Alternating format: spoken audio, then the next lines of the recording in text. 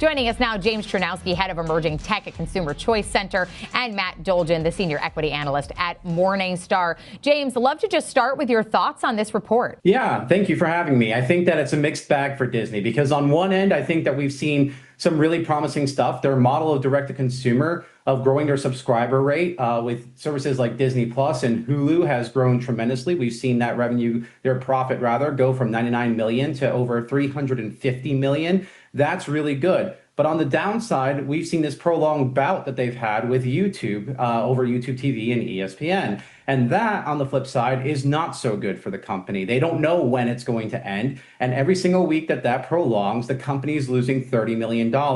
This isn't exactly the same kind of battle that we've seen in years past between Disney and DirecTV. This is between Disney now and YouTube is in a much stronger position because it has a lot more nimbleness. It has ad tech revenue on its side, whereas Disney's a little bit more traditional in its structure, leading it to be a little top heavy. So I think when you look at those two factors, while there's a lot of promising things in this earnings report for Disney, we do need to see a little bit of a conclusion here to this battle with YouTube TV. Yeah, I guess I'm a little bit more positive than James. I agree with much of what he said, but I'm focusing more on the parts of the business that really were good and are the most important things about driving this company into the future. And that is the direct-to-consumer, the streaming business, also experiences, which is the most crucial thing for this company as far as its profits. But between that and streaming, those are both good, and that's what's going to drive the company for the future. I agree that the YouTube issue is problematic while it's going on, but we don't expect that to be going on indefinitely. I think that Disney has solidified its status as one of the major players in the streaming industry, more broadly speaking. It stands right up there along with Netflix.